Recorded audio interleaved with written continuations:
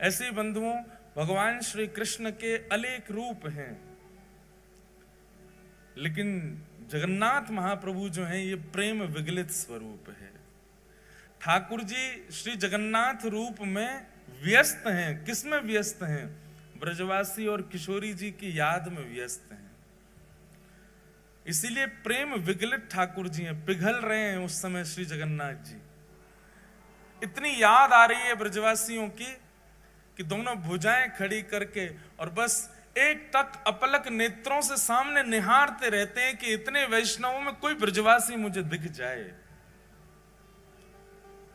आपको एक बात कहें बंधुओं, जगन्नाथपुरी जाओ, निश्चित जाया करो, पर कभी अवसर मिले ना किसी ब्रजवासी को संग लेकर के जाना और ब्रजवासी के संग श्री जगन्नाथ जी का दर्शन करना, तो निश्चित है कि हजारों की भीड़न में जगन्नाथ जी आपको जरूर देख लेंगे, वह ब्रजवासी के बहाने, क्योंकि ब्रजवासी को देखने के लिए ही वो खड़े।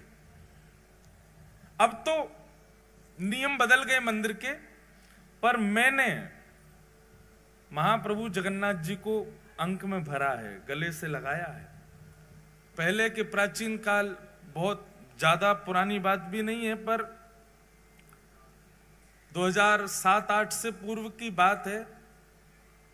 तब तक भी श्री जगन्नाथ जी के गर्भगृह में जाने की अनुमति थी। कई बार तो भीड़ होती तो गर्भगृह में ही ब्रह्म वेदी के पास से ही घुमा करके बाहर कर देते थे। कई बार भीड़ नहीं होती थी तो चढ़ा करके जगन्नाथ जी के गले से लगा देते थे। हमने एक बार ठाकुर जी को अंक में भरा है। आते तो नहीं है, खूब विशाल है, और मैं भी छोटा ही था, बस एक बार ऐसे हृदय से लगाने का अवसर मिला था। तो श्री जगन्नाथ जी जो हैं ये प्रेम विगलित स्वरूप है ठाकुर जी का। इसमें ठाकुर जी व्यस्त हैं, ब्रजवासी और किशोरी जी की याद में व्यस्त हैं। ऐसे स्वरूप के सामने जाकर के आप जो बोलोगे, लेकिन आपको कानी देनी पड़ेगी ठाकुर जी को। कानी देने का मतलब क्या है? एक वचन देना पड़ेगा श्री जगन्नाथ जी। बहुत ध्यान से सुनना। हे नाथ, हमारे जीवन में ये आर्त है, हे नाथ हमारे जीवन में ये विपत्ति है, हे नाथ हमारे जीवन में ये संकट है, ये काम बन नहीं रहा, आदि सब जगन्नाथ भगवान से कह दो। लेकिन इसके बदले जगन्नाथ भगवान को एक लोभ दे दो, एक वचन दे दो। क्या? अगली बार आऊंगा तो एक ब्रजवासी को लेके आऊंगा, आपका काम पक्का ठाकुर जी पूर्ण करेंगे। क्योंकि श्री जगन्नाथ महाप्रभु को ब्रजवासी बहुत प्रिय है। हमारे स्वामी श्री हरदास जी की वाणियों में कहीं ऐसा प्रसंग आता है, एक बार स्वामी जी के कुछ वैष्णव जन वृंदावन से जगन्नाथपुरी जाने के लिए निकले, और उस समय की बात है जब इतने साधन नहीं हुआ करते थे। वृंदावन से वैष्णव निकले हैं जगन्नाथपुरी के लिए, और वृंदावन से वैष्णव जा रहे हैं तो अब जैसे भी साधन, पैदल जाएंगे, बैलगाड़ियों में जाएंगे, समय तो बहुत लगना है पहुंचने में। लेकिन जिस समय वृंदावन से वैष्णव निकलते हैं जगन्नाथपुरी दर्शन के लिए, यहां मंदिर में पुजारी जी जैसे जगन्नाथ भगवान को प्रणाम करने जाते हैं तो ब्रह्म वेदी पर बैठे गोल मटोल हमारे श्री जगन्नाथ जी ऐसे झूमने लग जाते हैं। तो पुजारी जी कहते हैं, महाप्रभु जी आज बड़े प्रसन्न हो। बोले, हम इसलिए प्रसन्न हैं क्योंकि वृंदावन से 4 वैष्णव निकले हैं जगन्नाथपुरी आने के लिए। हम अब हमको प्रतीक्षा नहीं हो रही है। मुझे एक एक क्षण का ऐसा लग रहा है कि कब वो क्षण आवे, ब्रजवासी सामने से आवे। भैया हम तुमसे प्रार्थना कर रहे हैं, उनकी रहने की उत्तम व्यवस्था कर देना, उनके प्रसाद की उत्तम व्यवस्था कर देना, और वे जब आ जाए ना तो उनको ला करके मेरे हृदय से लगा देना। इतना प्रेम करते हैं श्री जगन्नाथ जी ब्रजवासियों से। उन्हीं ब्रजवासियों के स्मरण में श्री जगन्नाथ जी का ऐसा रूप, ऐसे हाथ, ऐसा उदर, ऐसा स्वरूप बन गया ठाकुर जी का। ये प्रेम की 10वीं अवस्था है। हम चर्चा करेंगे कल या परसों में प्रेम की 10 अवस्था। प्रेम की 10वीं अवस्था का स्वरूप क्या है कि प्रेमी अपने प्रियजनों की याद करके, अपने प्रेमी की याद करके, याद करता करता पिघलने लग जाता है मोम की तरह।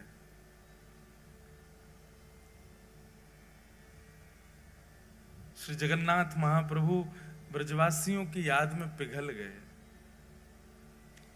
किशोरी जी के स्मरण में, ये किशोरी जी के विरह का स्वरूप है श्री जगन्नाथ जी का। हमारे प्यारे गिरधर लाल जी साल में एक बार श्री जगन्नाथ जी का रूप धारण करते हैं रथ यात्रा वाले दिन।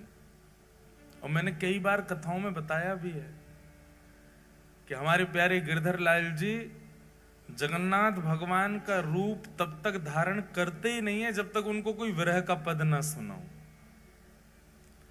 किशोरी जी के विरह का कोई भी भाव सुना दें ठाकुर जी को, तुरंत ठाकुर जी जगन्नाथ बन जाते हैं। प्रेम धन स्वरूप है जगन्नाथ, रस धन स्वरूप है जगन्नाथ, आनंद धन स्वरूप है जगन्नाथ, और महाप्रभु स्वरूप है जगन्नाथ।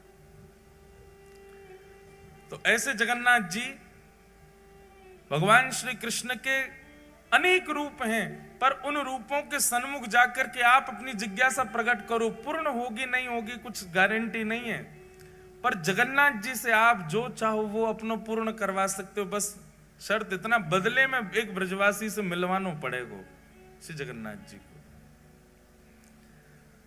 अगली यात्रा जब करो तो जैसे आप अपने मित्रों से पूछते हो, रिश्तेदारों से पूछते हो, पूरी चल रहे हो क्या, सब व्यवस्था कर लेंगे, एक किसी ब्रजवासी को ले जाओ, ब्रज के किसी रसिक से पहले तो संबंध बनाओ, उससे मित्रता करो, फिर उसको फोन करो कि भाई हम जगन्नाथपुरी जा रहे हैं, आप चलोगे क्या। पलकों पे बैठा के ले जाना ब्रजवासी को, चाहे सिर पे चढ़ जाए, लेकिन फिर भी ब्रजवासी को लेकर के जाना, तब दर्शन करना जगन्नाथ जी का।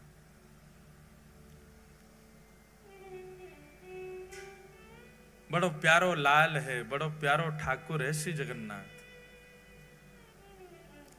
कितनी बात कहूं, मैं तो यही विचार कर रहा हूं शुरू कहां से करूं, कहां से बताऊं, उनके रूप का वर्णन करूं, उनके स्वभाव का वर्णन करूं, उनके गुण का वर्णन करूं, किस भाव का वर्णन करूं। सब में रस ही रस है श्री जगन्नाथ जी के। अनंत वर्षों तक निर्गुणियों ने, बहुत ध्यान से सुनिएगा, अनंत वर्षों तक निर्गुणियों ने निर्गुण ब्रह्म की उपासना की। निर्गुण समझते हैं, निर्गुण ब्रह्म समझते हैं, जिनका रूप नहीं होता, जिनका कोई गुण नहीं होता, जिनका कोई स्वरूप नहीं होता, उनको निर्गुण कहते हैं। निर्गुण ब्रह्म के उपासक क्या करते हैं, नेत्र बंद करके बस बैठे रहते हैं और एक शून्य का दर्शन करते हैं। उनके ठाकुर का कोई ना तो नेत्र है, ना कान है, ना नाक है, ना मुख है, कुछ भी नहीं है। अनंत वर्षों तक निर्गुणियों ने निर्गुण ब्रह्म की उपासना की, तब निर्गुण ब्रह्म की उपासना करने के फलस्वरूप उनको एक स्वर सुनाई दिया। और वह स्वर क्या था कि मैं आप लोगों के भजन से बहुत प्रसन्न हूं, पर आपका ये निर्गुण उपासक बनना ये आपको सुख देगा, मुझको सुख नहीं देता है। इससे केवल आपका पेट भर रहा है। निर्गुण की उपासना करके आप केवल अपनी इच्छा की पूर्ति कर रहे हो, अपने निर्गुण ब्रह्म की उपासना कर रहे हो, पर मुझे सुख नहीं मिल रहा है इससे। तब निर्गुणियों ने पूछा तो फिर ठाकुर जी आपको सुख कैसे मिलेगा। बोले कि जब मेरे स्वरूप को तुम लाड़ लड़ाओगे, मेरे स्वरूप को तुम निलाओगे, मेरे स्वरूप को नचाओगे, मेरे स्वरूप के आगे कीर्तन करोगे, उछल उछल करके नृत्य करोगे, मुझे कुछ प्रस्तुत करोगे, तब तो मुझे सुख मिले। अब मेरा कोई स्वरूप नहीं है, तुम बस ओम ब्रह्मणे नमः, ओम नमो नारायणाय आदि आदि अपने भावों से केवल एक शून्य का स्मरण करते हो, अपने आप की पूर्ति कर रहे हो, मुझे तो पूर्ण नहीं कर रहे हैं। तब निर्गुणियों ने कहा, हे नाथ, तो फिर आप अनुग्रह कीजिए। निश्चित ही जब स्वर निकल रहा है तो मुख भी होगा, जब स्वर सुनाई दे रहा है तो अधर भी होंगे ना, आप दर्शन करा दो। तब प्रथम बार पृथ्वी पर, प्रथम बार ब्रह्मांड में भगवान के अधर का दर्शन हुआ, और वही अधर है श्री जगन्नाथ जी के अधर। ये अधर प्रकट हो गए। ब्रह्मांड में सबसे पहला सगुण साकार रूप यदि कोई आया है तो वो श्री जगन्नाथ जी का आया है। सबसे पहले अधर प्रकट हुए। अब देखो जगन्नाथ जी का रूप कैसा, पूरा काला है। ब्रह्मांड का स्वरूप कैसा, निर्गुण उपासक करने उनका भी काला ही दृश्य रहता है। निर्गुण के उपासक जो होते हैं उनको काले श्याम ही श्याम दिखता, उनके नेत्रों में कोई रंग नहीं होता। तब श्याम वर्ण पर ये लाल लाल ओष्ठ अधर दिखाई दिए। जैसे ही अधरों का दर्शन किया निर्गुणियों ने, अधरों की बलैया लेने लगे। आहा कितने सुंदर अधर, कितने मधुर अधर। तब निर्गुणियों ने प्रार्थना की, बोले अधर दिख गए हैं। स्वर है तो मतलब अधर हैं, तो अधर है तो उसका मतलब नेत्र भी होंगे। तो कृपा करके ठाकुर जी आप अपने नेत्रों का दर्शन कराओ। और तब श्री जगन्नाथ महाप्रभु के विशाल नेत्रों का दर्शन हुआ। जैसे ही नेत्रों का दर्शन हुआ, जगन्नाथ स्वामी नयन पथगामी भवतु में, जैसे ही नेत्रों का दर्शन हुआ सब निर्गुणी दंडवत करने लगे। बोले नाथ अब हमारी स्थिति ऐसी है कि अधर और नेत्र देख करके ही हम इतने आनंद में भर गए हैं। स्थिति ये हो गई है कि इसके अतिरिक्त अगर आपका कोई और स्वरूप अब हमको इससे ज्यादा दिखाया गया तो प्राण ही निकल जाएंगे। हम तो इन दोनों पे ही न्योछावर हैं। इसलिए जगन्नाथ महाप्रभु के दो ही प्रधान हैं, अधर और नेत्र। नासिका नहीं दिखती है, वो नासिका की आकृति बनी है पर दिखती नहीं है। कर्ण दिखाई नहीं देते, हाथ के पंजे दिखाई नहीं देते, चरण दिखाई नहीं देते। श्री जगन्नाथ महाप्रभु दो ही रूप से विद्यमान हैं, अधर और नेत्र।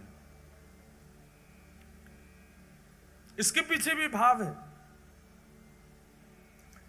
अधर प्रकट हैं, इसका मतलब क्या है, बहुत ध्यान से सुनना। अधर प्रकट हैं इसका मतलब क्या है, ये बोलवे वाले ठाकुर जी हैं पर कुछ सुनने वालों होना चाहिए। कौन से ठाकुर जी हैं? बोलवे वाले ठाकुर जी हैं, बस कोई सुनने वालों चाहिए। ये सुनवे वाले ठाकुर जी ना, इधर देखो यहां देखो, सब लोग कथा सुनो। सुनवे वाले ठाकुर जी ना है, ठाकुर जी के कान तो छुप रहे हैं, दिख ही ना रहे, केवल अधर। देखो वहां देखो, कहीं भी देखो, कहां पे जगन्नाथ जी के अधर ही दिखेंगे, अधर और नेत्र। जहां भी देखो स्वरूप में बोलवे वाले ठाकुर जी हैं। बस कोई भक्त में सामर्थ हो जो इनसे बुलवाई दे। और दूसरी बात, ये देखवे वाले ठाकुर जी हैं। और देखवे वाले भी ऐसे वैसे नहीं है, ऐसा देखवे वारो दूसरो ठाकुर ही ना है पूरे विश्व में। क्यों? बोले बाकी सब तो हमारे वृंदावन वाले ठाकुर जी के तो कटाक्ष नेत्र हैं, नेक नेक नेत्र हैं, वो नीचे करके धरे हैं। श्रीनाथ जी में चले जाओ, कटाक्ष नेत्र नीचे धरे। द्वारिका में तो नेत्र ही धारण ना करें। बद्रीनाथ भगवान तो तपस्या में बैठे हैं। लेकिन जगन्नाथ प्रभु बोले एक तो नेत्र हैं, वो भी थोड़ी बहुत ना खोल रखे, इतनी जोर से खोल रखे कि महाराज कोई बच नहीं जाए मुंह से। बच नहीं जाए मतलब भय के कारण नहीं, बच नहीं जाए कहीं मतलब मेरे नेत्रन से कोई चूक के चलो नहीं जाए, मैं सबको देख लूं। और इतने में भी इनका बस नहीं चला, तो फिर कहा किया, बोले अपलक हो गए। पलक ही नहीं बनवाई महाराज अपनी, कहीं श्रम होने के कारण मुंह को पलक झपकनी ना पड़ जाए। वह समय कोई वैष्णव सामने और मैं वह को नहीं देख पायो तो, इसलिए अपलक नेत्र है, विशाल नेत्र है, सबको देखते हैं। एक बात आप बिल्कुल लिख लीजिएगा, जगन्नाथ भगवान के दर्शन की प्रधानता कम है, जगन्नाथ मंदिर में जाके स्वयं को दिखावे की प्रधानता है कि ठाकुर जी हमको देख लो। आप लोग मंदिर जाते हैं और उछट उछट करके देख रहे हैं हमको जगन्नाथ जी दिख जाए। जगन्नाथ जी को मत देखो। आप जगन्नाथपुरी जाएंगे तो जगन्नाथपुरी में एक अनुभव, इधर देखो इधर देखो, जगन्नाथपुरी में एक अनुभव होगा आपको। अगर आपका भीतर प्रवेश नहीं हुआ, वो भी सुबह या शाम को ही खुलता है भीतर का दर्शन जो है। अधिकतर दर्शन कहां से होगा? जहां पर गरुण स्तंभ है, वो गरुण स्तंभ के, अब आप में से जगन्नाथपुरी गए कितने, पहले हाथ ऊपर करो। ओहो, फिर तो जो नहीं गए वो कैसे समझेंगे। मैं तो पूरी इमेजिनेशन बता रहा हूं। चलो जो नहीं गए हैं वो इमेजिन ही कर लो, अगली बार जाओगे तो फिर आपको पहले से ही पता होगा गरुड़ स्तंभ कहाँ है, ठाकुर जी की ब्रह्मवेदी कौन सी है, ठाकुर जी का भोजन मंडप कौन सा है, ठाकुर जी की रसोई घर कौन सी है, ये सब पहले से ही सुन के चले। जो गए हैं उनका सौभाग्य, और जो नहीं गए हैं उनका बहुत बड़ा सौभाग्य कि आपको पहले कथा सुनने को मिल रही है। पहले पूरी जानकारी ले लो फिर चले जाना, लेकिन इस कथा के बदले आपको एक काम तो करना ही पड़ेगा कि 2025 आए उससे पहले जगन्नाथपुरी हुआ ना। और भाई ये कथा भूलने लग जाओ उससे पहले पहले हुआ ना। 4 दिना में हम वो रहस्य खोलेंगे यहाँ पर जो कोई को नहीं पता होंगे। तो इसलिए जितने लोग यहाँ बैठे हो छुट्टी ढूंढो, जल्दी जाओ जगन्नाथपुरी होके आओ। तो जो लोग गए हैं वो लोग तो सब समझ जाएंगे, जो नहीं गए वो इमेजिन करो। तो जैसे ही आप मंदिर में जाते हैं तो अब मंदिर का तो बहुत बड़ा रूप है, एक एक चीज बताएंगे हम, सीढ़ियों का क्या भाव है, मुख्य द्वार कौन सा है, उत्तर द्वार, दक्षिण द्वार, पश्चिम, सबके भाव हैं, अपने अपने भाव हैं, जैसे जैसे सामर्थ्य ठाकुर जी देंगे बताएंगे। पर जब आप मुख्य मंदिर में प्रवेश करेंगे जहां श्री जगन्नाथ जी विराजते हैं, तो जहां से अमूमन दर्शन सबको किया जाता है वहां से भी जगन्नाथ जी इतनी दूर होते हैं कि ऐसे 3 हॉल, सबसे पीछे वाली मैया से मुझ तक जितनी दूरी है इतने 3 हॉल भीतर, और लंबे 4 हॉल समझ लो, इतने भीतर बैठे हैं श्री जगन्नाथ जी, वहां से दिखेंगे आपको। जगन्नाथपुरी में प्रत्यक्ष दर्शन केवल सुभद्रा जी का होता है, स्पष्ट दर्शन होगा आपको, बीच में बैठी है सुभद्रा जी। तो द्वार इतना, द्वार है तो बहुत विशाल, लेकिन दूरी इतनी होती है कि जब आप भीतर प्रवेश करोगे तो इतने तो आपको बलराम जी दिखेंगे। बलराम जी सबसे पहले घुसते ही आपको बलराम जी दिखेंगे इतने। फिर बलराम जी के बाम अंग में बैठी हैं सुभद्रा जी, सुभद्रा जी पूरी दिखेंगी। और जिनके दर्शन के काज पूरी दुनिया गई है जगन्नाथ जी, वो इतने भी नहीं दिखते, इतने दिखते हैं, बस इतने ही दिखते हैं, आधी सी आंख दिखे उनकी। पूरी दुनिया आप देखेंगे जगन्नाथपुरी में, सारी भीड़ कहां होती है? वहां कोने में, सबकी दृष्टि ऐसी है, बोले वहां कोने में देखो जगन्नाथ जी दिख रहे होंगे। वो जगन्नाथ जी कितने दिखते हैं, कितनों कोने में घिस लो इतने ही दिखते हैं, वो इससे ज्यादा नहीं दिखते। इसका मतलब क्या है? जगन्नाथपुरी में श्री जगन्नाथ जी को देखवे के काजे उमड़ो मत। जगन्नाथ जी कह रहे हैं हमने सबको देखवे के काजे सुभद्रा जी बीच में बैठा रहेंगे, बस तुम खुद को दिखा दो कि तुम आए हो। और तुम मुझे देख पाओ नहीं देख पाओ बिल्कुल चिंतित मत हो, पर मेरी दृष्टि तुमको देखे ही लेगी। इतने बड़े बड़े नयन महाराज बना के काय को खड़े हैं हम, ये अपलक नेत्रन से काय को खड़े हैं, ताकि तुम मुझे दिख जाओ। अच्छा, श्री जगन्नाथ जी के नेत्र विशाल क्यों है? क्योंकि वो सबको देखते हैं। और ये 2 ही प्रधानता है श्री जगन्नाथ जी के रूप में, अधर और नेत्र। बाकी सब जगह हमारे वृंदावन में राधा रमन जी सब जगह प्रधानता बाकी अदा है, हाथ ऐसे हैं, पाम त्रिभंग लली हैं, मुकुट ऐसा है। जगन्नाथ जी की 2 ही प्रधानता है, नेत्र और अधर।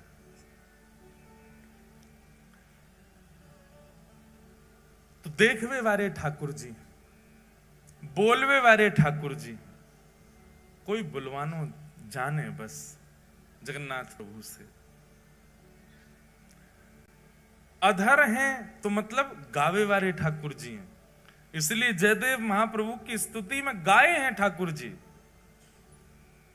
अभिनव जलधर सुंदर धृत मंदर धृत मंदर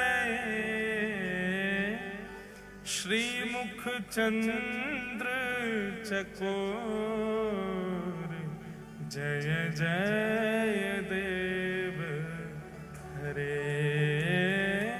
श्री राधा मुख चंद्र चकोर जय जय। पहली बार ठाकुर जी गा रहे हैं किसी की स्तुति में, ये जय जय देव हरे ठाकुर जी गा रहे हैं, ये जयदेव महाप्रभु नहीं गा रहे हैं। इस अष्टपदी की विशेषता है कि जयदेव महाप्रभु तो वर्णन करना चाहते हैं जय जगदीश हरे, अभिनव जलधर सुंदर धृत मंदर ए, श्रीमुख चंद्र चकोर जय जगदीश हरे, ये लिखना चाह रहे हैं जयदेव महाप्रभु तो।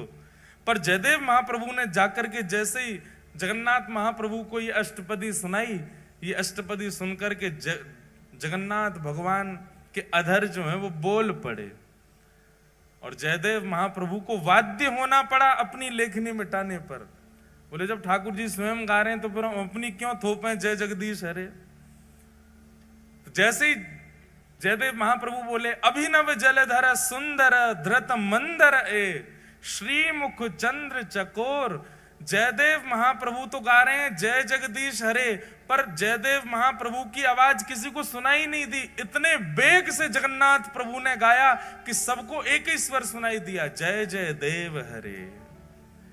जगदीश की जय जय नहीं है, जगदीश को भजवे वारे जयदेव की जय हो। बोलवे वारे ठाकुर जी हैं जगन्नाथ जी, कोई बुलवानो जाने। अच्छा, जगन्नाथ जी के कान क्यों नहीं है? जगन्नाथ जी के कान दिखते क्यों नहीं है? बहुत सुंदर भाव है। बोले जगन्नाथ महाप्रभु कहते हैं, बोले कोई मेरो भक्त आर्तनाद आर्त भाव से मुंह को पुकारे, और वासमय व वाकी रक्षा के लिए, वासमय वाकु दर्शन देवे के लिए मैं जैसे ही जाऊंगो, मेरे बगल में ये बैठी है मेरी बहन सुभद्रा, उबा के बगल में बैठे हैं बलराम जी, जे दोनों मुंह को रोकेंगे, अरे लाला कहां को जा रहे है, कौन के पास जा रहे है, और कहीं सुदर्शन जी ने या गरुण जी ने बता दिया कि फलाने भक्त के पास जा रहे हैं, तो ये दोनों तुरंत उसकी पूरी लिस्ट निकालेंगे। अरे वो तो अच्छा खाता भी नहीं है, वो तो अच्छा व्यक्ति भी नहीं है, उसके अंदर तो काम भी है, उसके अंदर तो लोभ भी है, उसके अंदर तो द्वेष भी है। ये सब मुझे उसके अवगुण बता करके मुझे रोकने का पूरा प्रयास करेंगे। जैसे कई बार होता है बच्चे कहीं जाना चाहते हैं तो माता पिता उसको रोकने के लिए उस स्थान की खूब सारी बुराइयां कर देते हैं। अरे झूला में नहीं झूलना चाहिए, उसके पेच ढीले हो जाते हैं, झूला गिर जाता है, कितने लोग मर जाते हैं। आइसक्रीम नहीं खानी चाहिए, क्यों? बोले दूध जो होता है वो सड़ा हुआ होता है। मैगी नहीं खानी चाहिए, क्यों? बोले इसमें गिराड़ होती है। ऐसे अवगुण बताते हैं तो बच्चे क्या होता है, डर जाते हैं। चॉकलेट नहीं खानी चाहिए, इसमें कीड़ा पड़ जाते हैं पेट में, पेट की सब चर्बी खा जाते हैं। बच्चे डर के मारे बोलते हैं अच्छा तो नहीं खाएंगे, फिर भी बच्चे खा तो जाते हैं। ऐसे ही श्री जगन्नाथ भगवान जब किसी भक्त पर कृपा करने के लिए जाते हैं तो ठाकुर जी ने मन में विचार किया, ये बगल में बैठे बलभद्र जी और सुभद्रा जी जे मानेंगे नहीं, ये जबरदस्ती उस व्यक्ति के अवगुण मुझको सुनाएंगे। अरे तुम किसके पास जा रहे हो, वो तो ऐसा है, वो तो ऐसा है, वो तो ऐसा है।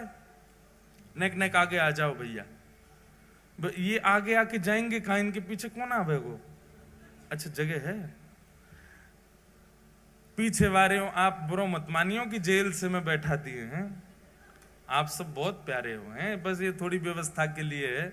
नेक नेक और याकू ये रेलिंग जो है इसको कल थोड़ा नेक और आगे है जाए तो देख लियो, बाकी आपकी इच्छा। बोलो जगन्नाथ महाप्रभु की। ऐसी रूखी जय बोल रहे हो हैं, ठाकुर जी आंख फाड़ के खड़े हैं, तुम ऐसे बोल रहे हो श्री जगन्नाथ महाप्रभु की। तो जगन्नाथ महाप्रभु ने मन में विचार किया, मेरा कोई भक्त मुझे बुलाएगा। सब लोग इधर देखो, आते जाएं बैठते जाएं, बस बाकी सब लोग बैठ जाओ। महाराज बैठ जाओ, इनको बैठा दो, बैठ जाओ, बैठ जाएंगे सब अपने आप। तो ठाकुर जी ने मन में विचार किया, बोले मैं भक्त पर कृपा करने जाऊंगा, जे बलभद्र सुभद्रा जो मानेंगे नहीं, उसके अवगुण मुझको बताएंगे। लेकिन एक दिन जगन्नाथ भगवान ने क्या किया, जैसे ही किसी भक्त पर कृपा करने जा रहे थे तो बलभद्र सुभद्रा ने पूछा कहां जा रहे हो? तो उत्तर सुदर्शन जी ने दिया। बोले वहां जा रहे हैं उस भक्त के पास। बोले कौन भक्त? तब गरुण जी बोले वहां जा रहे हैं। महाराज बलराम जी लेके उसके सारे अवगुण बताने लगे। सुभद्रा जी कहने लगी वो तो ऐसा है, वो तो ऐसा है, उसके अंदर तो इतना काम है, वो तो क्रोधी है, वो तो लोभी है, लोभ के चक्कर में आपको याद कर रहा है, वैसे बिल्कुल याद नहीं करता है, आदि आदि सब बात कहने लगे। ठाकुर जी चुपचाप चलते ही जा रहे हैं, रुके ही नहीं रहे। ताऊ दादा बोले अरे लाला सुनना है रहो, इतनी देर तक कह रहा हूं मैं। ठाकुर जी फिर भी नहीं सुने, चलते गए चलते गए चलते गए। और जब उस भक्त के यहाँ पहुंच गए, भक्त के यहाँ पहुंच करके और सीधे उस पर कृपा कर दी। वहां पर कृपा करके अनुग्रह करके वाकु जो भी वाको भाव हो वो पूर्ण कर दियो। जैसे ही ठाकुर जी वहां पर कृपा करके लौटने लगे, बलराम जी खड़े गए, अरे लाला तू सुने ना है, तेरो बड़ो भैया मैं इतनी देर तक कह रहा हूं, तू ऐसे इन पर कृपा मत करे कर जी, बहुत लोभी व्यक्ति है, बहुत ऐसो है। सोई ठाकुर जी ऐसे कपड़ा पहन के रखते हैं। जगन्नाथ जी को कभी देखो मुफलर सा पहन के रखते हैं, यूं एक दिखाते हैं, दिख जाए तो ये हमारे जगन्नाथ जी। देखो जगन्नाथ भगवान कैसे कपड़ा पहने, ऐसे पहन के रखें जैसे कितनी सर्दी लग रही है इनको। सर्दी नहीं लग रही है, जो कान छुपा के बैठे हैं अपने। बलराम जी बोल रहे लाला तू सुने ना है, चलो जाए कहीं भी मुंह उठा के, और हमारी बातन ने ना माने। ठाकुर जी बोले कहा बोल रहे, सुनाई ना दे रही तो, अरे रुको।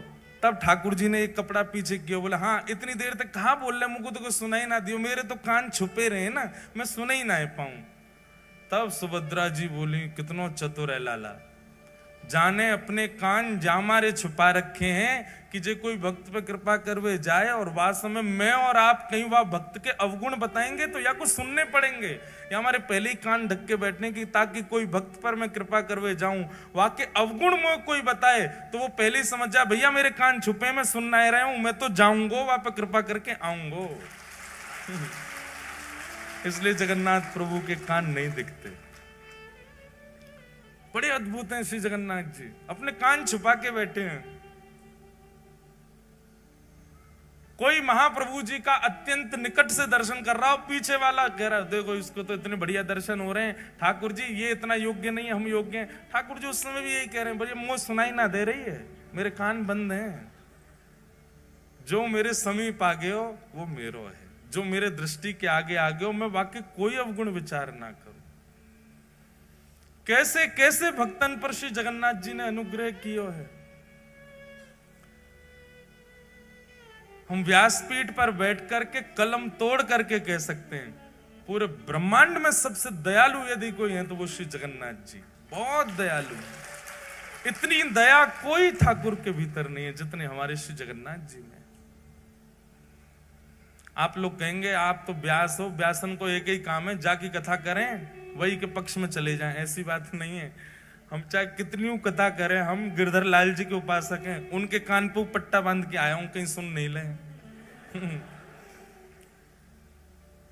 और सुन ले तो कहा है एक ही तो है, कोई अलग थोड़े हैं। वही राधा रमण हैं, वही श्रीनाथ जी हैं, वही जगन्नाथ हैं। सबसे बड़े कृपालु ठाकुर यदि पूरे विश्व में यदि कोई है तो श्री जगन्नाथ जी। इतने दया में भरे हैं, इतने अवगुण शून्य दृष्टि है श्री जगन्नाथ जी की। कितना भी बड़ा कोई व्यक्ति कितना भी अभागा क्यों ना आ जाए, ठाकुर जी उसमें भी दोष नहीं देखते। ऐसे महाप्रभु जगन्नाथ। श्रीमद् भागवत जी में जगन्नाथ शब्द का सबसे पहले उच्चारण किसने किया? जगन्नाथ जी कलयुग के नहीं है, जगन्नाथ जी द्वापर के नहीं है, जगन्नाथ जी त्रेता के भी नहीं है, जगन्नाथ जी अनंत है। मैंने वर्णन किया ना कि सगुण साकार रूप में सबसे पहले किसी को दर्शन अगर किसी भाव का हुआ तो जगन्नाथ जी का हुआ। सगुण रूप के ही हम सब उपासक हैं, हम सब के अलग अलग रूप के ठाकुर हैं, पर इन सगुण रूपों में सबसे पहले दिखने वाले जो ठाकुर जी सगुण रूप से जो दिखे हैं साधकों को भक्तों को, वो श्री जगन्नाथ जी। आज के नहीं है ठाकुर जी, अनंत काल से हैं।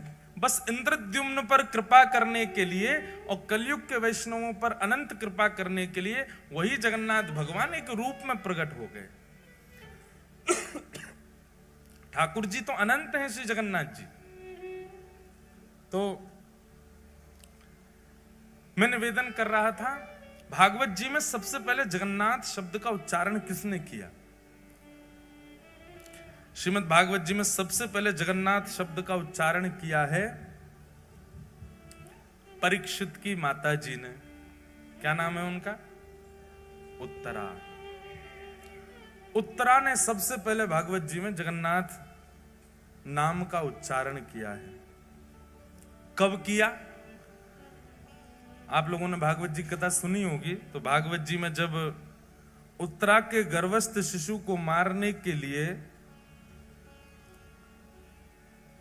अश्वत्थामा ने बाण छोड़ दिया, उस समय उत्तरा दौड़ी दौड़ी जाती है, भगवान रथ में बैठकर के द्वारिका को प्रस्थान कर रहे हैं। उस समय उत्तरा गाती है, पाहि पाहि महायोगिन देव देव जगतपते नान्यम तद्भयम पश्ये यत्र मृत्यु परस्परम नान्यम तद्भयम पश्ये यत्र मृत्यु परस्परम। जगन्नाथ जी को सबसे पहले पुकारा है श्रीमद् भागवत जी में उत्तरा ने। नाथ शब्द का अर्थ क्या होता है? नाथ किसको कहते हैं? रक्षक को नाथ कहा जाता है। किसको कहते हैं? रक्षक को। और मानव का रक्षक कौन होता है? रक्षक कोई नाथ कहते हैं और रक्षक कोई पति कहते हैं। पति को भी रक्षक, पति शब्द का अर्थ भी रक्षक ही होता है।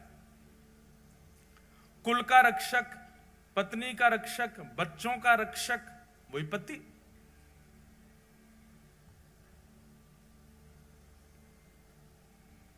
जगन्नाथ और जगतपति शब्द में कोई अंतर नहीं है, एक ही है दोनों।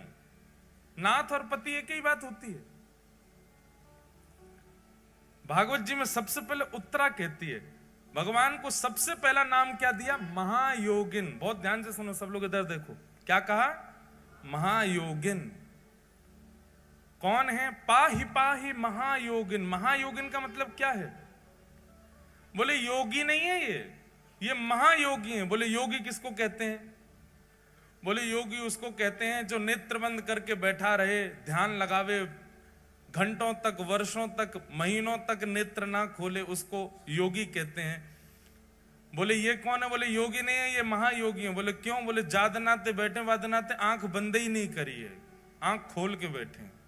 आंख बंद करके बैठना ये एक योगी कर सकता है और कोई भी कर सकता है। आंख बंद करके कोई भी बैठ सकता, पर आंख खोल करके बैठना ये योगी नहीं कर सकता, ये तो महायोगी कर सकता है। आप नेत्र खोल करके अपलक नेत्रों से कितनी देर बैठ सकते हो? ज्यादा से ज्यादा 30 सेकंड, 1 मिनट, नैका देर में आंसू आने लगेंगे, आंखें लाल पड़ जाएंगी महाराज, पलक आपको झपकनी पड़ेगी। तो नेत्र बंद करके बैठना ये कोई बड़ी बात नहीं है, लेकिन फिर भी योगी मान लेंगे हम नेत्र बंद करके बैठने वाले को। पर ये कौन है? बोले ये तो महायोगी हैं। महायोगी क्यों है? बोले नेत्र खोल करके बैठे, अपलक नेत्रों से बैठे, झपकते ही नहीं है। पाहि पाहि महायोगिन। और कौन है? बोले देव देव, देवों के भी देव हैं। सारे देवता आते हैं और सब आकर के श्री जगन्नाथ जी को प्रणाम करते हैं। महाप्रभु जगन्नाथ जी के संपूर्ण मंदिर में 33 कोटि देवता हैं। पूरे मंदिर में सब प्रणाम करते हैं, सब नीचे आकर के हाथ जोड़ करके खड़े रहते हैं। तो कौन है? बोले देव देव, देवों के भी देव हैं। और कौन है? बोले तब नामकरण हुआ जगतपते, जगतपति, जगत के रक्षक, जगत के नाथ श्री जगन्नाथ जगतपति हैं।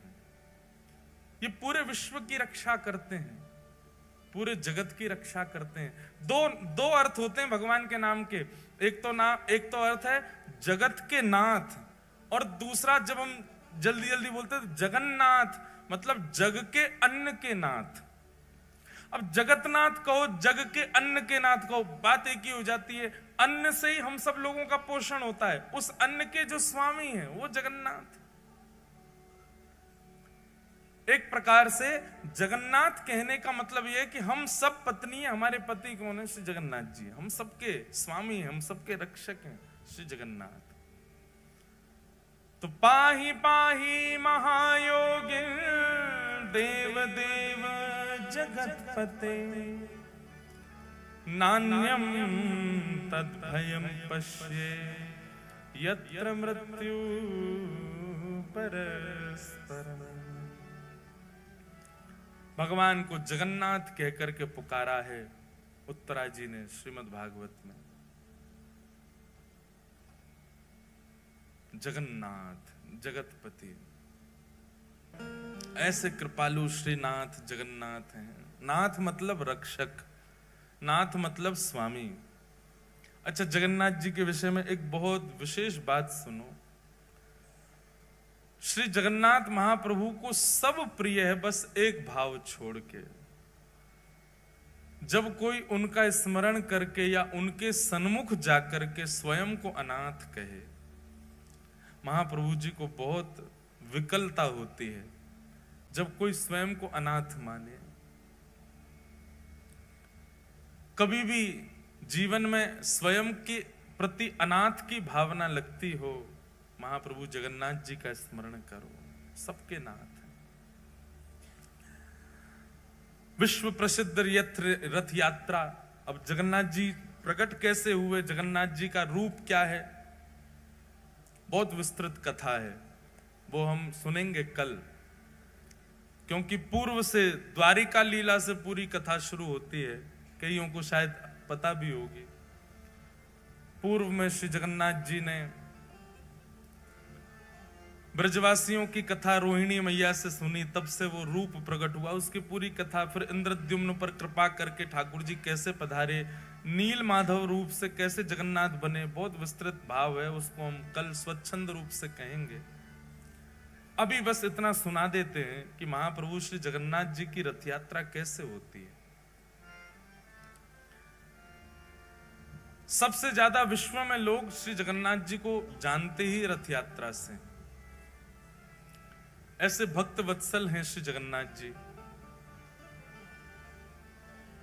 इंद्रद्युम्न राजा, जिस पर कृपा करने के लिए श्री जगन्नाथ जी ने यह रूप धारण किया, वे इंद्रद्युम्न राजा नित्य श्री जगन्नाथ जी की सेवा करते हैं और ऐसे एकमात्र राजा हुए जिन्होंने जगन्नाथ प्रभु का मंदिर निर्माण कराते ही अपनी राज पदवी का त्याग कर दिया। राजा रहकर के हम जगन्नाथ जी की सेवा नहीं कर सकते, दास बन गए श्री जगन्नाथ जी के लिए। हमारे ब्रज के उपासक भी कहते हैं, कनक कूट को टिक लग तजिए भजिए कुंवर कन्हैया।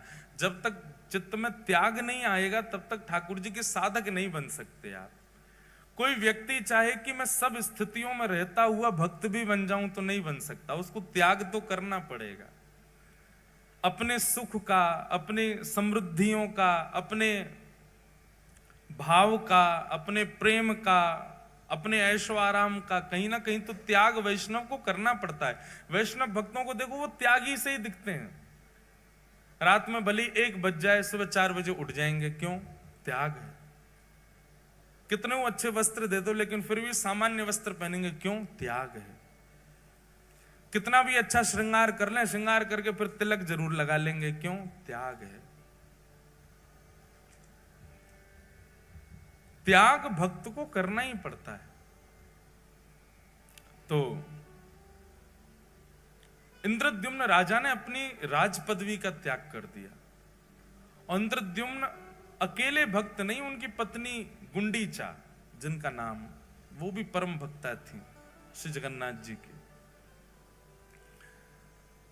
तो इंद्रद्युम्न राजा नित्य अपनी पत्नी के साथ जाते और पूरे जगन्नाथ मंदिर में झाड़ू सोहनी करते अपने आप ही। बहुत ध्यान से सुनना। ठाकुर जी को इंद्रद्युम्न राजा का त्याग, समर्पण और ये प्रेम इतना भा गया, इतना भा गया। महाप्रभु श्री जगन्नाथ जी प्रकट हो गए और प्रकट होकर के बोले, इंद्रद्युम्न हमारा एक ही हृदय है, तुम कितनी बार उसको अपना मुरीद बनाओगे, कितनी बार उसको प्रसन्न करोगे। व्यक्ति का स्वभाव होता है कि वो एक बार सामने वाले को प्रसन्न कर देता है, सामने वाला प्रसन्न हो जाए तो बस फिर शांत सा रहता है। लेकिन तुम बार बार ऐसी लीला करते हो कि हमको प्रसन्न होना ही पड़ता है। तुमने राज पदवी का त्याग कर दिया, अब तुम अपनी पत्नी सहित पूरे मंदिर की सेवा करते हो, कोई भी कार्य छोटा बड़ा नहीं समझते। पत्नी पुष्पमाला का श्रृंगार बनाती है, नित्य हमको धारण कराती है। हम तुम्हारी सेवा से बहुत प्रसन्न हैं, कुछ वरदान मांग लो। इंद्रद्युम्न राजा कहते हैं, बोले भगवान जहां साक्षात आप आ गए मेरे पास में और ये सेवा का सौभाग्य मुझे दे रहे हैं, इसके बाद आपसे आपके द्वारा ये कहना कि कुछ मांग लो, मेरे चित्त में संशय प्रकट कर रहा है कि कहीं आप मुझसे पीछा तो नहीं छुड़ाना चाह रहे। जब आप मिल ही गए हो मुझे तो नाथ, और मैं क्या मांगू आपसे।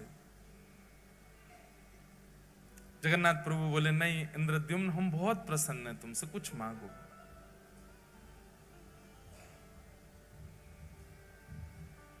तब इंद्रद्युम्न ने ऐसा वरदान मांगा कि श्री जगन्नाथ जी के नेत्र सजल हो गए। उसने कहा, बोले भगवान यत्र तत्र, अभी भी मैं जगन्नाथपुरी में जब चलता हूं ना तो लोग बाग कह देते हैं, ओहो वो राजा जा रहा है जिसने जगन्नाथ जी का मंदिर बनवाया। और सत्य माने महाप्रभु, जब कोई कहता है कि मैंने मंदिर बनवाया, उस समय इतनी पीड़ा वेदना होती है कि प्राण त्याग दूं। नाथ बहुत ध्यानपूर्वक सुनिएगा, ऐसे ही नहीं प्रकट हो जाते हैं ठाकुर जी किसी के यहां। उसकी स्थिति देखो पहले कैसी थी। इंद्रद्युम्न राजा कहता है, बोले नाथ यत्र तत्र कोई भी कह देता है वो राजा जा रहा है जिसने मंदिर बनवाया। मैं आपसे प्रार्थना करना चाहता हूं, अगर मेरा वंश आगे बढ़ा तो मेरे वंश में आने वाले बालक, मेरे उन होने वाले उनके भी बालक, पर पौत्र, पर पौत्र, पर पौत्र, और कभी ना कभी कोई ना कोई तो बालक ये कह देगा कि हमारे पूर्वजों ने मंदिर बनवाया। इसलिए आप ऐसी कृपा कीजिए, अनुग्रह कीजिए कि मेरा वंश बढ़े ही ना, कोई ये ना कह दे कभी कि हमारे पूर्वज ने मंदिर बनवाया। मैं आपसे यही वरदान चाहता हूं।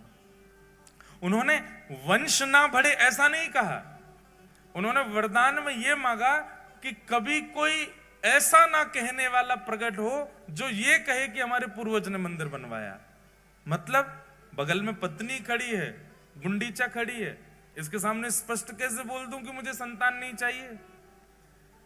लेकिन नाथ आप कृपा करके ऐसा अनुग्रह कर दो कि मेरे कुल में, वंश में कोई ये कहने वाला ही पैदा ना हो कि हमारे पूर्वज ने मंदिर बनवाया। इनडायरेक्ट वे में मानो कहना चाह रहे हैं कि कोई वंश आगे बढ़े ही ना, कभी ना कभी कोई तो बोल देगा कि हमारे पूर्वज ने बनाया। महाप्रभु जगन्नाथ जी के नेत्र सजल हो गए। बोले और कितना त्याग करोगे इंद्रद्युम्न, सब कुछ तो तुमने त्याग दिया, अपनी राज पदवी तक त्याग दी, एक मेहतरानी की तरह तुम्हारी पत्नी और एक झाड़ू लगाने वाले के तुम नित्य पड़े रहते हो हमारे द्वार पे, और कितना, अब तुम वंश भी नहीं चाहते आगे। महाप्रभु जगन्नाथ जी ने इंद्रद्युम्न को हृदय से लगा लिया। तुम्हारे इस प्रेम को, इसको निष्काम प्रेम कहते हैं, जिस प्रेम में इतनी इच्छा भी नहीं है कि कोई ये कह जाए कि इन्होंने मंदिर बनवाया। हम लोगों की स्थिति कैसी, हमारी कथा सुनकर के 4 लोग वैष्णव क्या बन जाएं तो हम दुनिया में ये मेरी कथा से वैष्णव बना है। हमारे मन की भी बात कह रहे हैं। अभी जलंधर में कोई मिलने आए, वो बोले महाराज जी इन्होंने जीवन में कभी कुछ गलत काम छोड़ा नहीं, आपकी कथा सुन के छोड़ दिया। हमने भी 4 से परिचय करा दिया, मैंने देखो ये हमारी कथा से ठीक हो गए, इतनी कथा सुनी फिर भी। ये सबके अंदर आता है, मेरे अंदर भी आ रहा है, आप सबके अंदर भी आ जाता है। तनिक से भाव से हम लोगों के अंदर कितना मान आ जाता है। पर एक बात सदैव याद रखना, ठाकुर जी मान रहित व्यक्ति को ही मिलते हैं जिसमें किंचित मान ना हो। इंद्रद्युम्न ने कहा, मैं अपने वंश की जिम्मेवारी नहीं ले सकता कि कोई ये बात कह जाएगा कि हमारे पूर्वज ने मंदिर बनवाया था, इसलिए नाथ मेरे वंश में कोई ये कहने वाला पैदा ही ना हो। इसका मतलब वंश ही ना बढ़े, मुझको ही बस मेरे बाद ही वंश समाप्त कर दो मेरा। ऐसा मांगने वाला एकमात्र पृथ्वी पर इंद्रद्युम्न राजा हुआ। इंद्रद्युम्न को तो हृदय से लगा लिया, लेकिन बगल में खड़ी हुई गुंडीचा समझ गई। महाप्रभु, मेरे पति हो ना हो, आपसे वंश वर्धन ना हो, ये मांग रहे हैं। इनकी प्रसन्नता, आपकी प्रसन्नता देख करके मुझे लगता है कि इनका भाव आप समझ गए और आप भी उसमें राजी हैं। पर नाथ, मैं एक मां हूं, मेरे अंदर वात्सल्य भाव है, मेरे अंदर करुणा है, मेरे अंदर लाड़ है, प्यार है, स्नेह है, दुलार है। मैं वो किसको अर्पित करूंगी अगर वंश में कोई बालक ना हुआ तो? आपने उनकी इच्छा पूरी कर दी, पर मेरी इच्छा कैसे पूरी होगी? मेरे अंदर तो वात्सल्यता हिलोरे ले रही है, वो कहां जाएगी नाथ? इंद्रद्युम्न की बात सुनकर के तो जगन्नाथ जी के नेत्र सजल हुए, पर गुंडीचा की बात सुनकर के तो जगन्नाथ जी फूट फूट के रोए और हृदय से लगा लिया गुंडीचा को। बोले, मैं तुम दोनों की कामना पूरी करूंगा। इंद्रद्युम्न की कामना तो मैं ये पूरी करूंगा कि तुम्हारा वंश ना ही बढ़ेगा, और तुम्हारी कामना मैं ये पूरी करूंगा कि तुम्हारे वात्सल्य का भाजन मैं तुम्हारा लाला बन करके रहूंगा सदा के लिए। आज के बाद इंद्रद्युम्न तुम्हारा स्वामी मैं हूं और गुंडीचा तुम्हारा लाला मैं हूं, तुम्हारा पुत्र हूं। जगन्नाथ जी अंक में भर गए और महाराज वर्णन आता है वाणी जी में कि जैसे जगन्नाथ भगवान ने गुंडीचा को हृदय से लगाया, गुंडीचा के पयोधर से अपने आप ही दुग्ध प्रकट हो गया और जगन्नाथ जी अधर पर धारण करके उसको पीने लगे। उसके बाद गुंडीचा को कभी भी गुंडीचा नहीं कहा, रानी नहीं कहा, ठाकुर जी हमेशा मैया बोलते थे। भगवान श्री कृष्ण की 3 ही मैया हैं पृथ्वी पर, देवकी मैया, यशोदा मैया और गुंडीचा मैया। बोले, बस मुझे एक अनुमति देना। क्या? मैं जगन्नाथ हूं, आपने मुझे जगत का नाथ बना दिया, पूरा विश्व मेरे पास आएगा। मां, मैं साल भर पूरे विश्व को दर्शन दूंगा, साल भर पूरे विश्व के ऊपर अनुग्रह करूंगा, उनके आर्तों को दूर करूंगा, उन पर अनुग्रह करूंगा। और साल में एक बार अपनी मैया से मिलने के लिए खूब चढ़ करके रथ पर आनंद के साथ भर करके नाचते गाते हुए लाखों वैष्णवन के संग में अपनी मैया के पास आऊंगा और फिर 7 दिन आपके पास ही रहूंगा, फिर कहीं नहीं जाऊंगा।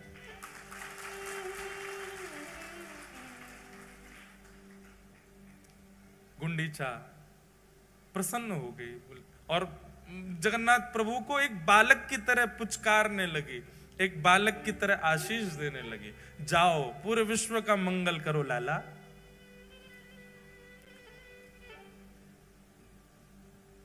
गुंडीचा वापस अपने भवन में जाकर के रहने लगी।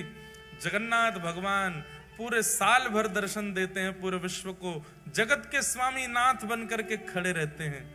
लेकिन जैसे ही घड़ी आती है, स्नान पूर्णिमा के 15 दिन बाद रथ पर आरूढ़ होकर के अपनी मैया के पास जाने की, जगन्नाथ भगवान नन्हे से बालक जैसे बन जाते हैं। इतना विशाल स्वरूप है ठाकुर जी का, लेकिन ब्रह्म वेदी से उतर करके और महाराज फिर अपने श्री मंदिर से ऐसे उछल उछल करके सब पंडा पुजारियों के कंधा पे ऐसे हाथ धर के उछल उछल करके ठाकुर जी जाते। मैं अपनी मैया से मिलने जा रहा हूं, मैं अपनी मैया के पास जा रहा हूं। पंडा पुजारी बोलते हैं कि कई बार तो श्री जगन्नाथ भगवान इतने आनंद में भर जाते हैं कि न्यों पड़ जाते हैं, नीचे 2-4 पंडा दब जाते हैं ठाकुर जी के। ऐसे आनंद में भर जाए, कभी नीचे गिरे कभी पीछे गिरे और ऐसे हिलोरें लेते हुए आहा सालवेग स्तुति करता है जगन्नाथ भगवान की जब वे जाते हैं गुंडीचा के लिए। अहे नील शैल प्रबल मत्तावरण प्रबल मत्तावरण मुआरत नलनी बनकु करदनन अहे नील शैल। निताई गौर परिवार वालों, आप लोगों ने ऐसे विषय में मुझे बैठा दिया है, अब मेरा मन हो रहा है कि मैं 7 दिन की कथा कर दूं। और सच बता रहे, हृदय इतना भर रहा है जगन्नाथ जी को याद करके।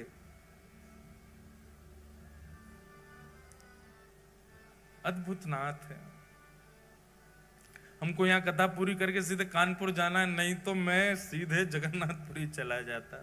इतनी याद आ रही है श्री ठाकुर जी की।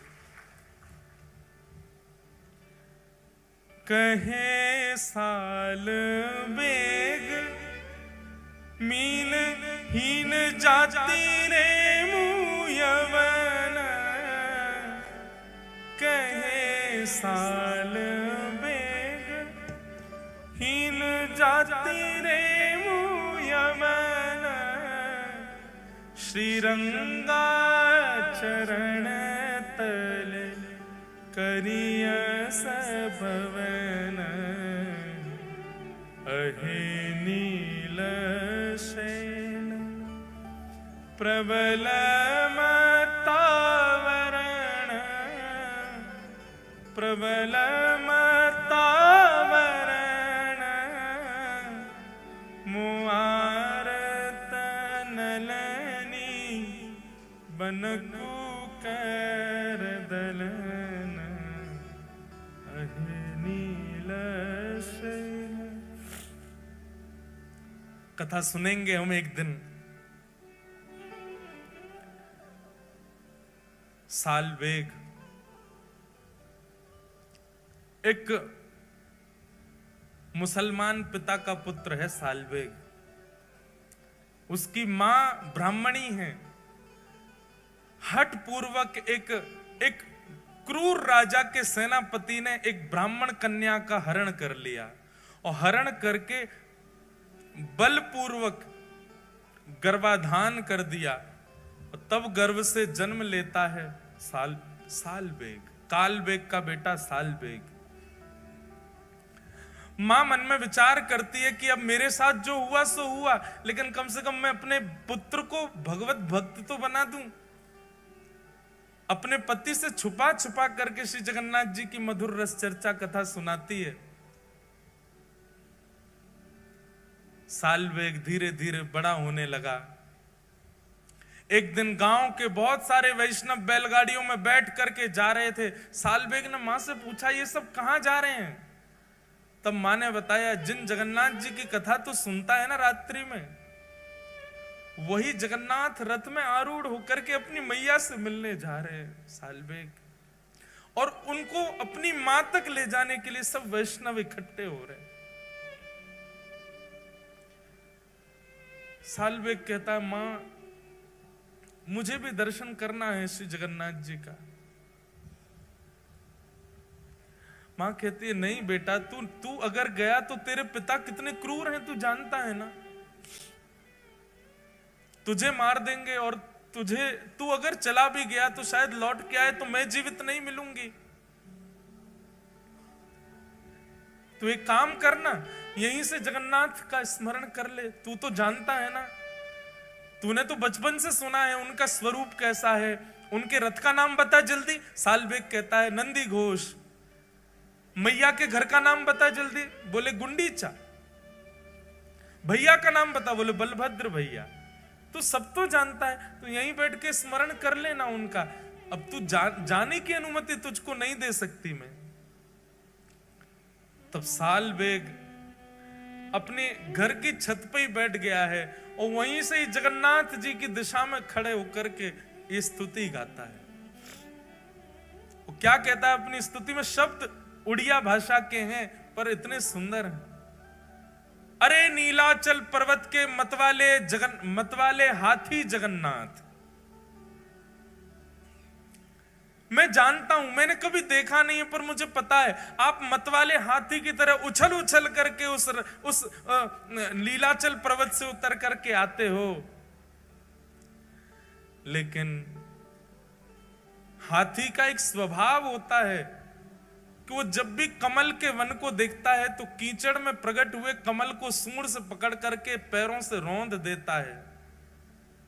मोआर तनलनी बनकु कर दलन। हे जगन्नाथ,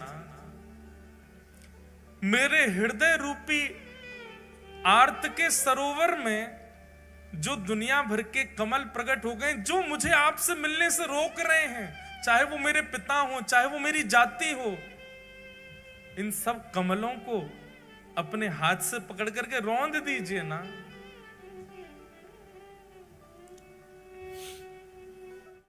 गजराज चिंता कर रहा था मेरी तरह कि अरे मैं तो जानवर हूं, मुझ पर कृपा कैसे करेंगे ठाकुर जी। वो भी मेरी तरह चिंतित हुआ था अपनी जाति को लेकर, प्रजाति को लेकर के, जैसे मैं चिंतित हो रहा हूं कि मैं कालबेग का बेटा हूं, मैं मुसलमान हूं, मेरी मां मुझे जाने नहीं दे रही है, ऐसे ही चिंता में पड़ा था गजराज। लेकिन नाथ आपने क्या किया? चक्र पेशी नक्र नाशी उद्धरील अपन। आप तुरंत सुदर्शन चक्र लेकर के गए और उसके पैर को अपने मुख में लेकर के बैठे ग्राह का वध करके आपने उस पर कृपा कर दी। लेकिन उस पर तो कर दी, मुझ पे कब करोगे महाराज? श्री जगन्नाथ जी जैसे ही पहुंडी करते हुए आए और आकर के अपने रथ पर विराजमान हुए, कोसों दूर से गा रहे सालवेग का स्वर श्री जगन्नाथ जी के कान में आने लगा। लाखों की तादाद में वैष्णव श्री जगन्नाथ जी के रथ को खींच रहे हैं। आज जगन्नाथ जी का रथोत्सव हो रहा है, सब लेकर के मैया के पास जा रहे हैं जगन्नाथ जी को। लेकिन सालवेग की स्तुति सुनकर के श्री जगन्नाथ जी ने अपना रथ वहीं रोक दिया। खींच खींच करके पसीना पसीना हो गए सब, लेकिन तस से मस नहीं हुआ जगन्नाथ जी का रथ। उस समय के गजपति, मतलब राजा को, जगन्नाथपुरी के राजा को गजपति कहते। गजपति दौड़ करके गया, महाप्रभु जी के सामने प्रणाम किया, आज्ञा करें महाप्रभु, क्या अपराध बन गया, आपका रथ क्यों नहीं चल रहा है? जगन्नाथ महाप्रभु गजपति से आज भी बात करते हैं, आज भी दर्शन देते हैं गजपति को। गजपति को आज्ञा करते हुए जगन्नाथ जी बोले, आज की रथ यात्रा में वैष्णव नहीं आए?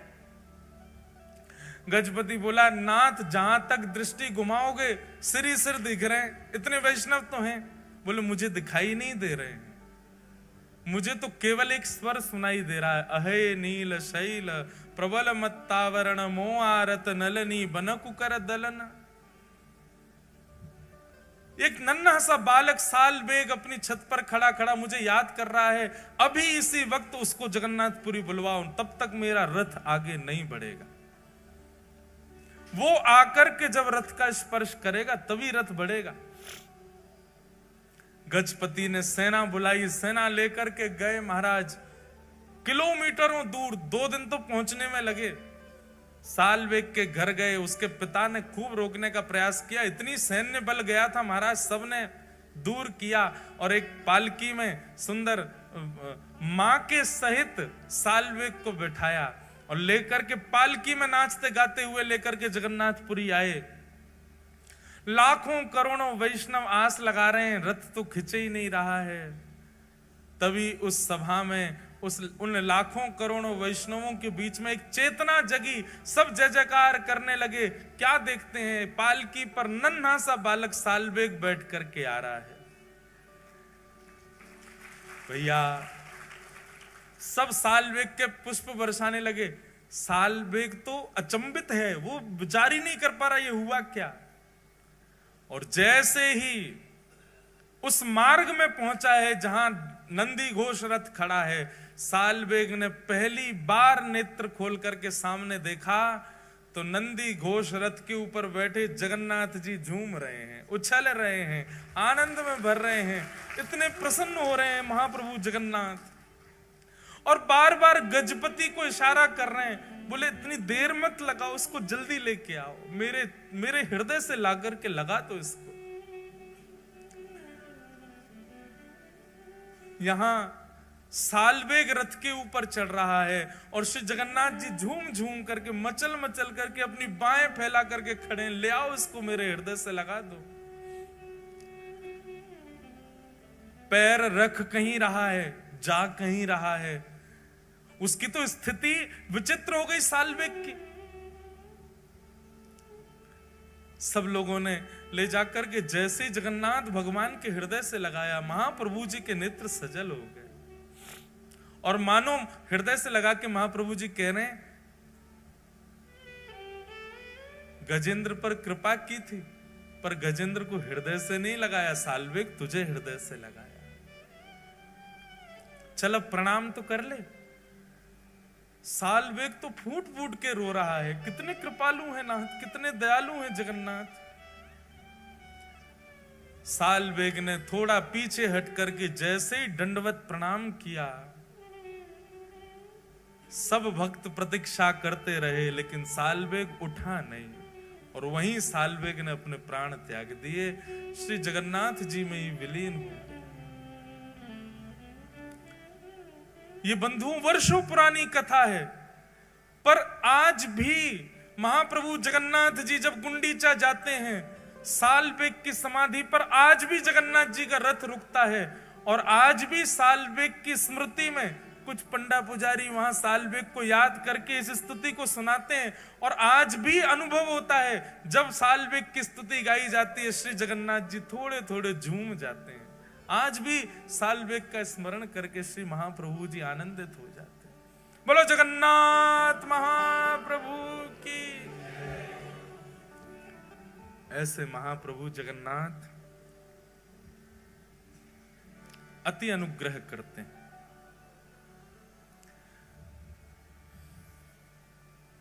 बलभद्र और सुभद्रा संग विराजे ब्रज के नाथ। गाओ सब लोग।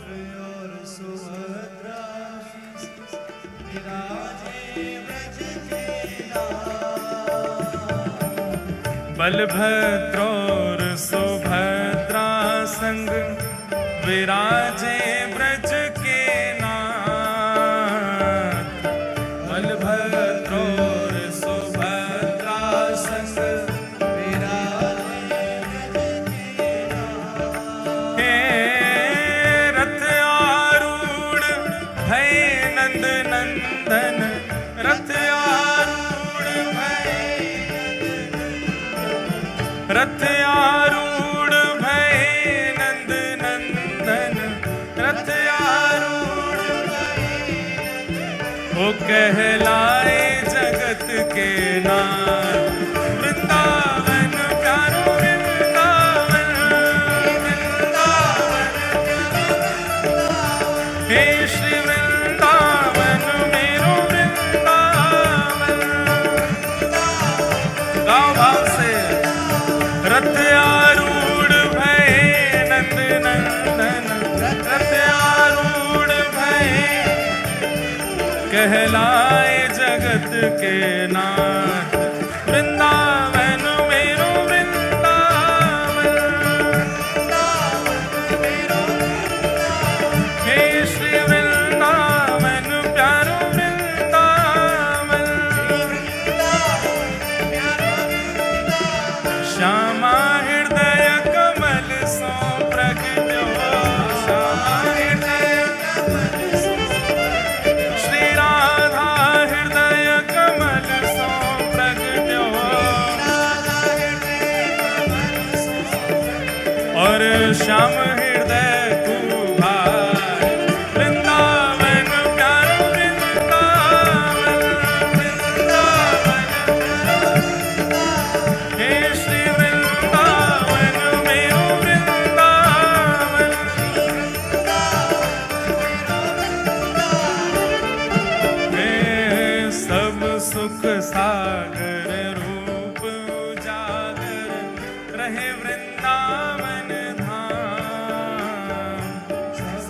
सुख सागर रूप, हाँ प्यारो रहे वृंदावन धाम, प्यारो रहे हे रूप गोस्वामी प्रकट कियो जहाँ, रूप गोस्वामी प्रकट कियो जहाँ, रूप राधा गोविंद रूप निधान, वृंदावन प्यारो वृंदावन, हे श्री वृंदावन मेरो वृंदावन, रूप गोस्वामी प्रकट कियो जहाँ, रूप गोस्वामी राधा गोविंद रूप निधान, वृंदावन मेरो वृंदावन, हे श्री वृंदावन प्यारो वृंदावन।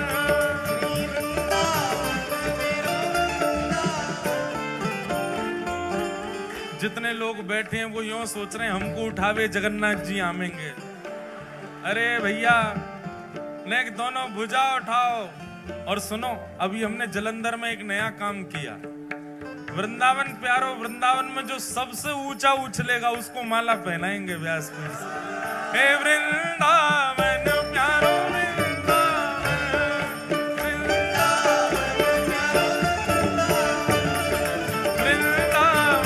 मेरो वृंदावन।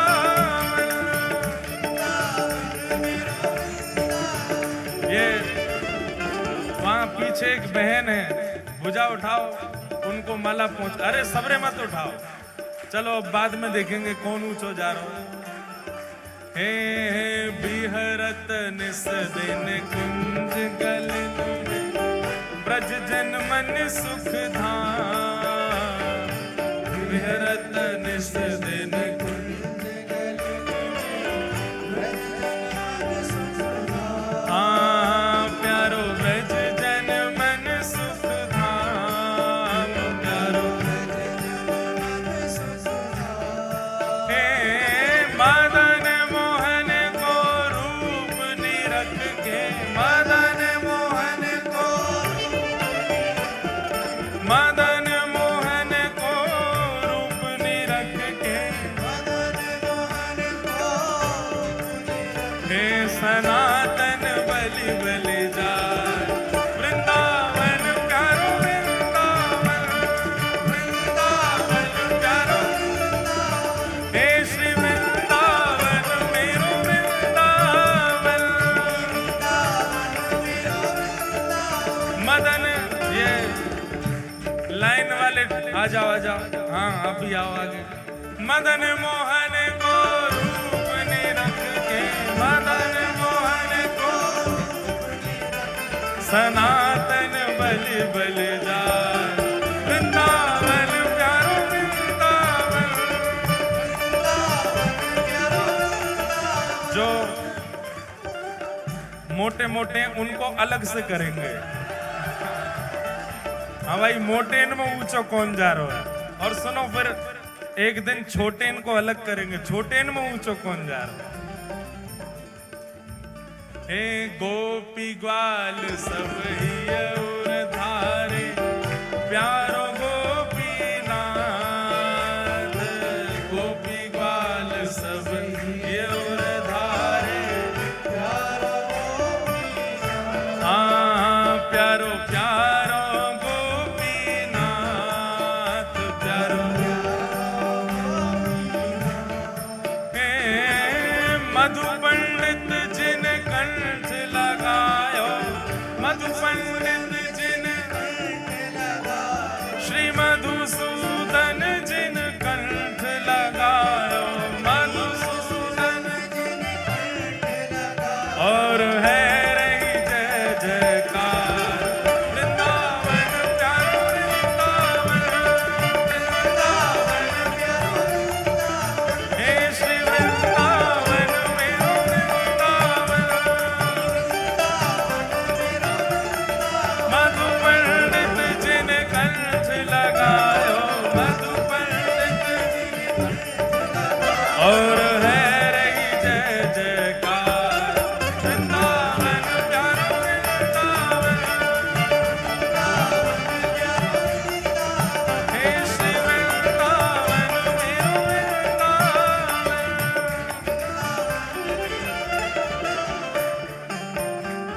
गोपाल भट्ट जो के हृदय वेदना प्रगट्यो शालिग्राम।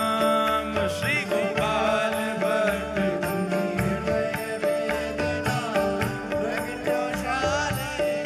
हाँ प्यारो प्रगट्यो शालिग्राम, प्यारो प्यारो प्रगट्यो शालिग्राम, प्यारो कौन रूप सुधा को खान हमारो, रूप सुधा को, रूप सुधा को खान हमारो, वृंदावन में सबते न्यारो, वृंदावन में सबते न्यारो, रस आनंद दिलावे वारो, भुजा उठा के हे प्यारो राधा रमण दुलार, वृंदावन प्यारो वृंदावन, वृंदावन प्यारो वृंदावन, हे श्री वृंदावन मेरो वृंदावन, रूप सुधा को खान हमारो, रूप सुधा को प्यारो राधा रमण दुलार, वृंदावन मेरो वृंदावन, हे श्री वृंदावन प्यारो वृंदावन, बोल राधा रमण लाल की।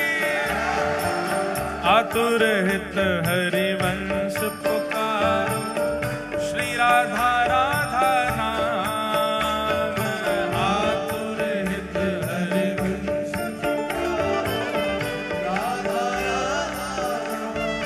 हे आतुर हित हरिवंश पुकारो, श्री राधा राधा नाम, आतुर हित हरिवंश पुकारो, हे जय राधे राधे, जय राधे राधे, विश्वभानु दुलारी, हरिवंश प्यारी, जय राधे राधे, जय राधे राधे, हे आतुर हित हरिवंश पुकारो, श्री राधा राधा नाम, आतुर हित हरिवंश पुकारो, तब हे सघन कुंज यमुना तट आयो, सघन कुंज यमुना,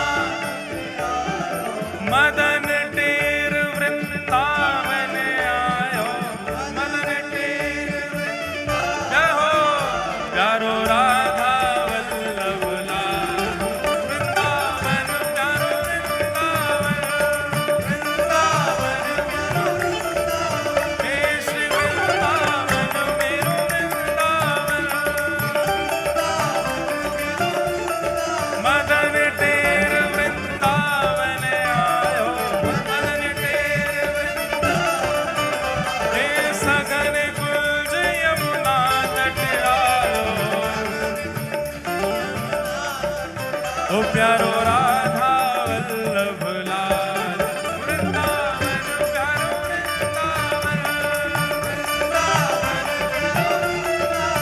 हे श्री वृंदावन मेरो वृंदावन, हे जुगल किशोर को लाड़ लड़ायो, नवल कुंज ही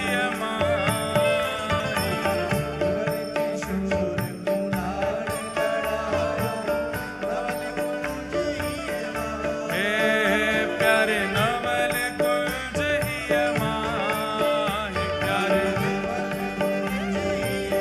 ओ प्यारे नवल कुंज ही माही,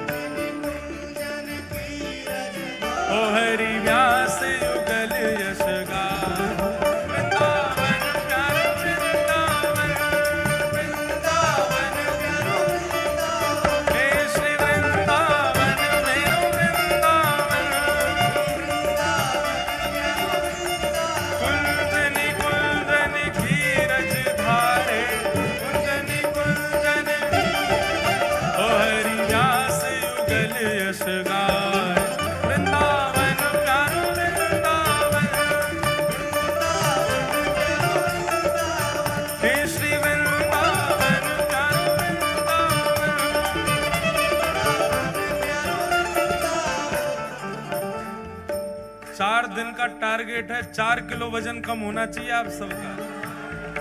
सुनो, 4 किलो वजन कम हो, 4 गुना भजन बढ़े। ये 4 दिन का टारगेट क्या है? 4 किलो वजन कम, 4 गुना भजन ज्यादा। हे भुवन चतुर्दश की सुंदरता, निधिवन करत बिहार। भुवन चतुर्दश की सुंदरता, निधिवन करत बिहार। हाँ प्यारो निधिवन करत बिहार, प्यारो निधिवन करत बिहार। ओ प्यारो निधिवन करत बिहार, प्यारो निधिवन करत। भुजा उठा के गाओ। श्यामा प्यारी बांके बिहारी, श्यामा प्यारी बांके बिहारी। हे श्यामा प्यारी कुंज बिहारी, श्यामा प्यारी कुंज बिहारी। और जय जय श्री हरिदास वृंदावन प्यारो वृंदावन, वृंदावन हे श्री वृंदावन मेरो वृंदावन। श्यामा प्यारी बांके बिहारी, श्यामा प्यारी बांके बिहारी। और जय जय श्री हरिदास वृंदावन मेरो वृंदावन, हाँ वृंदावन प्यारो वृंदावन। श्यामा प्यारी कुंज बिहारी, श्यामा प्यारी कुंज बिहारी। हे श्यामा प्यारी कुंज बिहारी, श्यामा प्यारी कुंज बिहारी। हे श्यामा प्यारी कुंज बिहारी, हाँ श्यामा प्यारी कुंज बिहारी। श्यामा प्यारी कुंज बिहारी, श्यामा प्यारी। और जय जय श्री हरिदास वृंदावन प्यारो वृंदावन, हे श्री वृंदावन मेरो वृंदावन।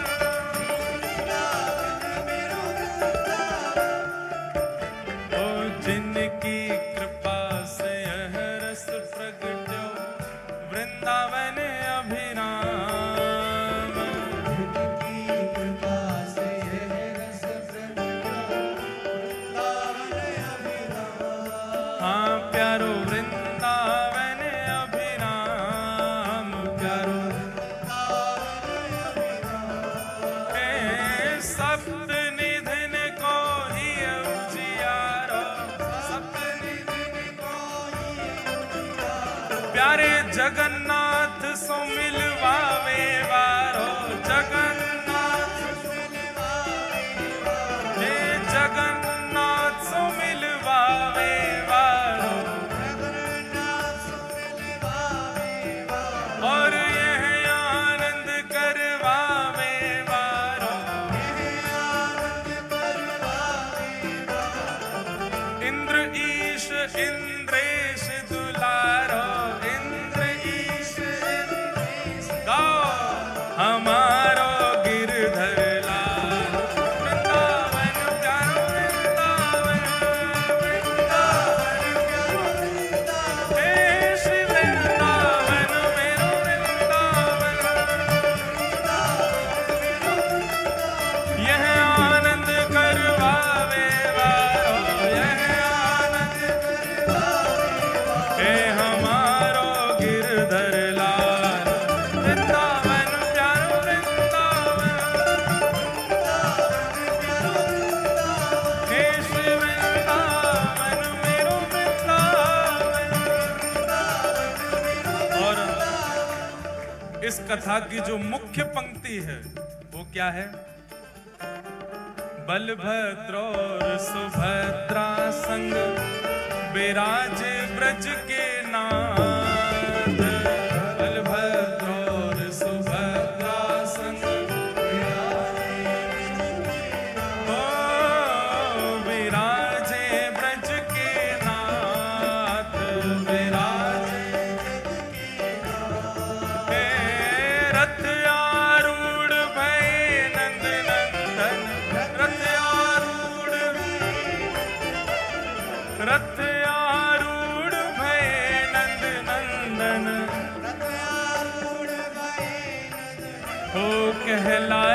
जगत के नाथ। वृंदावन प्यारो वृंदावन,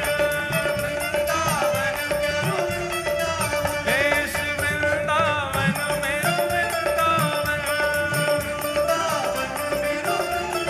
नाथ नाथ नाथ भजो नाथ जगन्नाथ, नाथ नाथ नाथ भजो, हे नाथ नाथ नाथ भजो नाथ जगन्नाथ, हे नाथ नाथ नाथ भजो नाथ जगन्नाथ।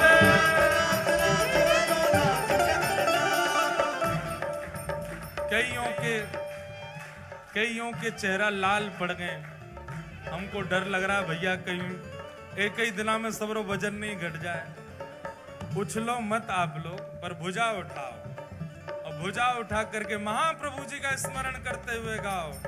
नाथ नाथ नाथ भजो नाथ जगन्नाथ, हे नाथ नाथ नाथ भजो नाथ जगन्नाथ, हे नाथ नाथ नाथ भजो नाथ जगन्नाथ, हे नाथ नाथ नाथ भजो नाथ जगन्नाथ, हे नाथ नाथ नाथ भजो नाथ जगन्नाथ।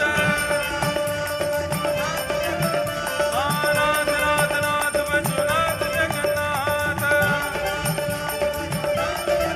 हे नाथ नाथ नाथ भजो नाथ जगन्नाथ। जगन्नाथ जगन्नाथ जगन्नाथ रक्ष मां, महाबाहो महाबाहो महाबाहो पाहि मां। निताई गौर निताई गौर निताई गौर। श्री जगन्नाथ महाप्रभु की पूछ री के लौटा की हुप हुप प्यारे। क्या बात है वंशी वारे, शाबाश है। आप सब लोगों को बहुत बहुत जय श्री कृष्ण, जय सिया राम, जय श्रीमन नारायण। आज कथा थोड़ी विलंब से हुई थी, पर कल आप लोग बिल्कुल ठीक समय से आ जाना। ठीक 4 बजे ही कथा का प्रारंभ हो जाएगा। आप सब लोग समय से आकर के विराजो। सबको जगन्नाथ रसोत्सव की बधाई हो, बधाई हो, बधाई हो। हाँ, हिसार वालों का क्या वादा है हमसे? हाँ, हमको वादा